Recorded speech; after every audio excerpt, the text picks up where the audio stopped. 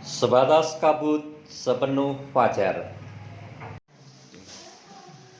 Pada sebuah zaman sebelum Masehi, hiduplah sekelompok manusia yang tinggal di sebuah desa yang sekarang ini masuk wilayah Indonesia. Desa itu bernama Desa Sidomulyo yang artinya jadi mulia. Ya, sebuah desa yang tampak indah dan permai dengan hasil bumi yang melimpah. Mirip dengan keadaan orang Israel pada zaman Nabi Hosea. Di tengah situasi makmur itu, mereka sering serong dari Tuhan dan berfoya-foya. Mereka melakukan penyembahan berhala dan melakukan tindakan-tindakan tak terpuji. Mereka lupa bahwa yang menjadikan desa mereka indah dan permai adalah Tuhan. Mereka lupa bahwa yang menjadikan mereka memiliki hasil bumi yang berlimpah adalah Tuhan. Saatnya kuasa Tuhan berbicara. Tuhan menghajar dan menyakiti mereka dengan bencana kekeringan karena kemarau yang sangat panjang, hingga tanah tandus tidak bisa ditanami hasil bumi sebagaimana sedia kala. Akankah desa Sidomulyo tetap makmur dan hidup mulia seperti namanya? Atau menjadi desa Sidomulyo tidak jadi mulia karena mereka tidak mengikuti Tuhan, karena mereka hidup membanggakan Tuhan? Wahai saudara, perkenalkan, nama saya Kabut. Saya tentu akan sangat berguna di musim kemarau ini karena saya bisa menghasilkan embun yang begitu banyak.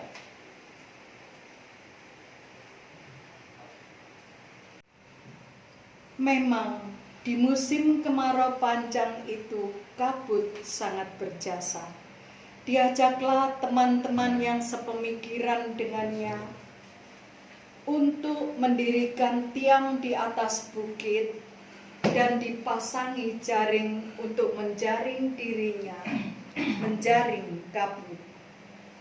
Alhasil, kabut yang biasanya hanya menghasilkan butiran embun berkumpul menyatu di jaring hingga menjadi tetesan-tetesan air yang masuk ke wadah yang sudah disiapkan oleh warga Sidomulyo.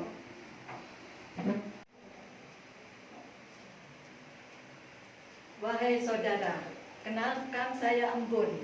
Saya lebih berguna dari kabut. Saya bisa menjadi air pada waktu musim kemarau.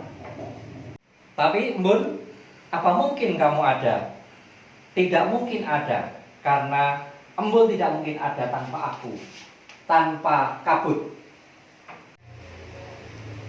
Begitulah embun dan kabut saling menyumbangkan diri atas jasa yang telah dibuatnya di musim kemarau. Memang mereka berjasa untuk membuat desa. Mereka bisa bertahan hidup di musim kekeringan itu. Namun, kemarau panjang tetaplah kemarau panjang yang ketersediaan air sangat kurang, hingga mereka kembali menyembah berhala dengan roh-roh gaib untuk mendatangkan hujan, namun tidak kunjung tiba. Hingga sesuai dengan waktu Tuhan, semua ketidaksetiaan mereka dihapus dengan hujan pertama, mengakhiri kemarau panjang. Akulah hujan. Akulah yang selama ini kamu nantikan.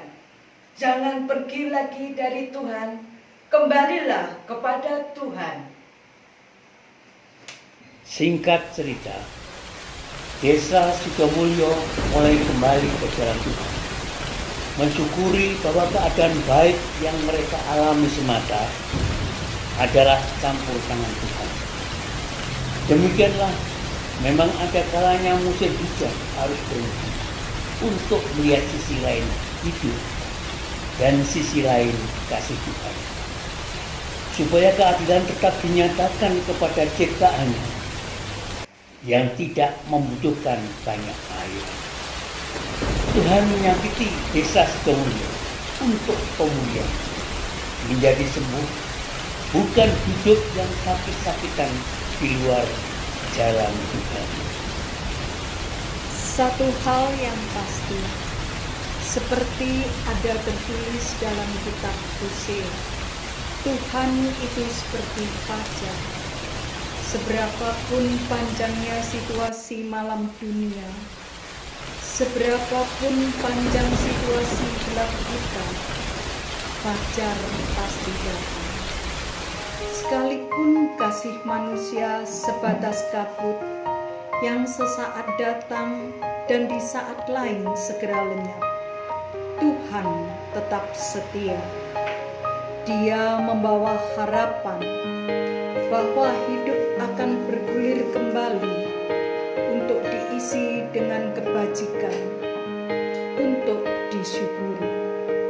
Wahai semua saudaraku, bersama Tuhan, semoga kita baik-baik saja pada masa pemulihan ini.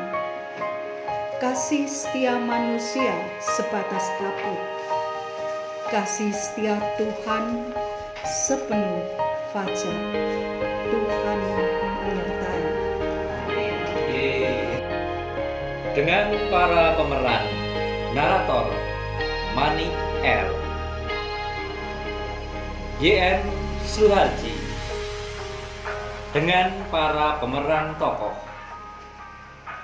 Kabut diperankan oleh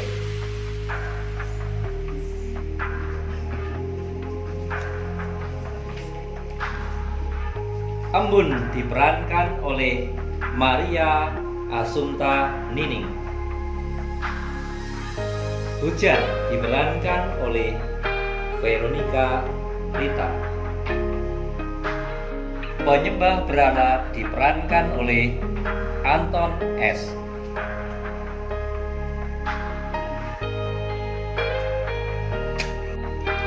Gulita Rina.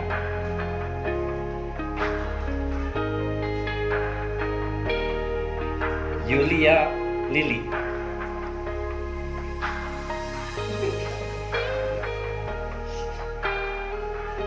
FX Sudiningsih.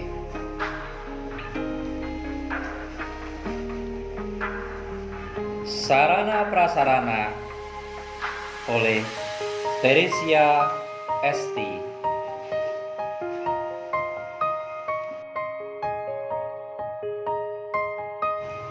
Kameramen dan editor video oleh Patrick Putut.